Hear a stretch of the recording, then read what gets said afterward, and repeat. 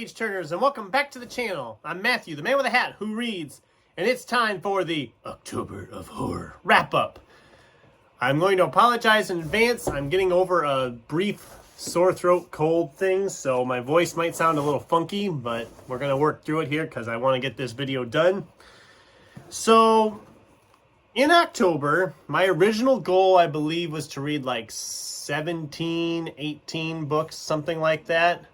Let me see, 12, 31.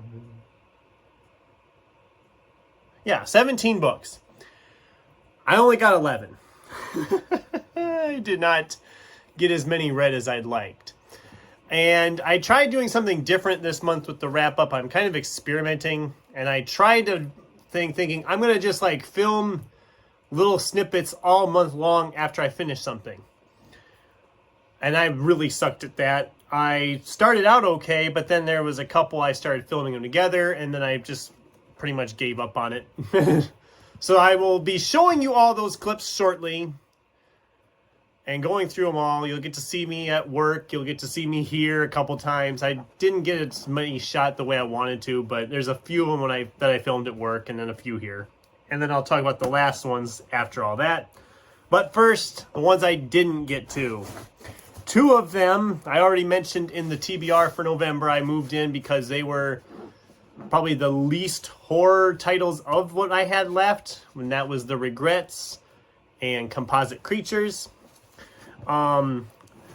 Growing Things by Paul Tremblay I was working on and didn't get finished. As you can see, I'm getting close. I'll probably get this finished by the time you're watching this video. I'm liking it okay, as is most short story collections. Some stories are better than others. I'm enjoying it okay. I like his novels better. Some of these stories, some of the stories feel, in my opinion, like they're a little rushed. I like the build-up he does, like with A Head Full of Ghosts, Cabin at the End of the World. I like that build-up more to things than just being dropped in and briefly getting through it in like 20 pages or so. They're not awful, but I'm not loving it. And then the three I didn't get to at all, and I'm going to be putting back in the stack for now because, well, there's always next year. We have Guillermo del Toro's The Hollow Ones, Raymond Valeriano's A People's History of the Vampire Uprising, and the one that makes me the saddest for not getting to, because I've heard really good things, was Catcher on Award's Sundial. I'm not going to say that these won't pop up before next Halloween, but I won't promise that they will show up either. So I will read them. I'm not saying I'm not going to read them, so put down your pitchforks and calm down. I'm going to read them at some point. I know it won't be probably till next year just because I've got a lot of stuff planned for the rest of the year yet to read. So anyway, let's go on to the clips now, and you can see what I read this month. So the first book I finished in October was Stephen King's The Shining. If I can get it in the picture here. There we go. As you can see, I'm at work right now, just finishing up for the evening, so woohoo! There you go. See where I work now. I liked The Shining just fine. It wasn't my favorite Stephen King. It didn't go exactly how I was expecting it to go, and it had more of a psychological angle than... I mean, I knew I had some of a psychological angle, but it had more than I expected. But I really enjoyed it for the most part, and yeah, that was the first book I finished in October. So next up was 14 by Peter Clines. This one's been on the list for a long time for me, and I wish it would have been worth the wait. As a whole, this one kind of slogged for me. I didn't love it. It was okay. The apocalyptic stuff about it was fun, but it felt like it took too long to get going. It was too drawn out. I think if it had been cut down to like 300 some pages, this would have been better. It just felt like there was so much extra information we didn't need, and that kind of ruined my enjoyment of it. I've been meaning to do these as I finish them, and I've been really bad about it. So I got books 3, 4, and 5 of my October of Horror wrap up here, what I've read so far. So the third book I read for October of Horror was Tim Wagner's They Kill. I thought this was a lot of fun. It was pretty brutal, more so than I expected, but I really kind of enjoyed this. Then it was Grady Hendrix's We Sold Our Souls. This is now my least favorite of his. I still thought it was okay, but I didn't love it. I don't know if it's just because of the heavy metal theme. I couldn't connect with it as much, but It's my least favorite of his so far. And then the fifth one now for October is Simon R. Green's Paths Not Taken.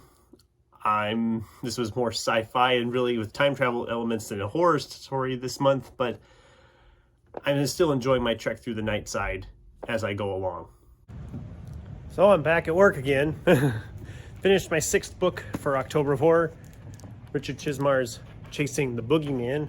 Not a great bit of lighting for it. It wasn't exactly what I was expecting, and this is why I should read synopsises better before I pick up a book to read, because this is really not horror at all. It's written in the style of a true crime book, which I'm not a huge fan of true crime, so this book, I didn't love this book. I thought it was fine. The mystery was good, but it's not horror. I think I picked the wrong time to read it. I figured Boogeyman, I was thinking horror, and it really wasn't that. But that's okay. It was fine. I just don't think it's one I would visit again and again. Clive Barker's Books of Blood is an amazingly entertaining short story collection that's perfect for this time of year. Just about every story in here, there's 6 stories in this volume of it. I loved pretty much every single one of them. Only one story kind of lulled for me a bit.